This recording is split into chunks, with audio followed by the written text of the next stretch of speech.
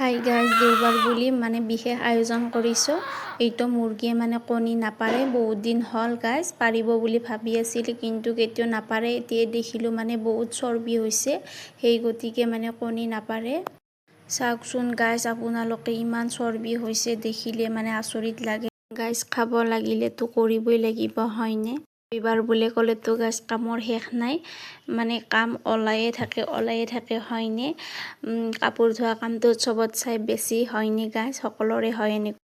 আমাৰ বহুত মুৰ্গী আছিল গাইজ, খাই শেষে কৰিলোঁ। এতিয়া পিছে বেছি নাই। গাইজ, মই নহৰুৰ বাকলিবিলাক এৰুৱাব বৰ টান পাওঁ। মোৰ দৰে বাৰু কোনে কোনে টান পায় ক'বচোন।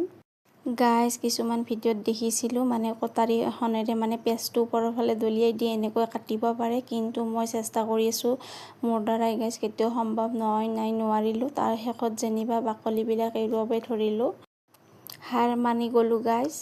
তাৰ পাছত অকণমান দেখুৱালোঁ গাইজ। আমাৰ যিহেতু পৰিয়ালত গাইজ সদস্য বহুত কম, সেইবাবে কমকৈ মাংস বনাইছোঁ।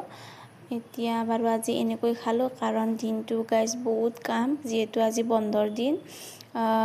কাপোৰ ধোৱা কাম বহুত থাকে, সেইবাবে বেলেগ আৰু আঞ্জা বনোৱা নহ'ল। এনেকৈ আজি দুপৰীয়াৰ সাজত এনেকৈ খালোঁ। গাইজ, সকলোবিলাক কাম অকল ময়ে নকৰোঁ, আম্মা আৰু মই লগ হৈয়ে কৰোঁ। তথাপিতো গাইজ বহুত কাম থাকে। মই ভাত খাই থাকিলে গাইজ এইটো মেকুৰী প্ৰায়ে আহে আমাৰ ঘৰলৈ। আমাৰ নহয় বাৰু, এইটো মেকুৰী বেলেগৰে হয়। কিন্তু গাইজ খাবলৈ দিলে ভয়ে কৰে, কিয় বা ভয় কৰে নাজানো। আৰু এবাৰ মাতিছোঁ, আহিলে যেনিবা গাইজ দুবৰি বুনৰ মাজত পৰিলে মাংসটুকুৰ, তো বিচাৰি আছে।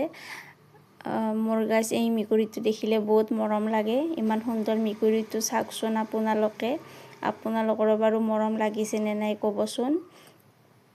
মই গাইজ জীৱ জন্তুক বহুত বেছি ভাল পাওঁ, বহুত মৰম কৰোঁ।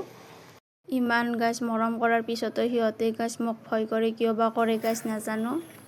তাৰ পাছত দুপৰীয়াৰ ভাত খাই অকণমান খোজ কাঢ়িবলৈ ওলাই আহিলোঁ। সদায় দুপৰীয়াৰ ভাত খাই অকণমান খোজ কাঢ়িব লাগে, তেতিয়া বোলে শৰীৰ ভালে থাকে, কেতিয়াও শুব নালাগে।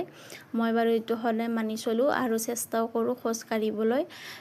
আজি বাৰু বাহিৰৰ ফালে ওলাই আহিলোঁ। এইখিনি সময়ত চাওকচোন দোকান পোহাৰবিলাক বন্ধ আছে, যিহেতু সকলো দোকানীবিলাকে ভাত খাবলৈ যায়। আমাৰ ঘৰটো গাইজ চকৰ কাষতে হয়।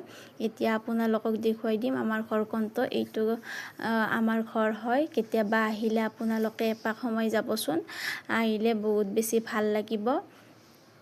মোৰ ভিডিঅ'বিলাক ভাল লাগিলে লাইক কমেণ্ট কৰি দিবচোন, পাৰিলে এটা ছাবস্ক্ৰাইব কৰি দিব। এতিয়া বাই।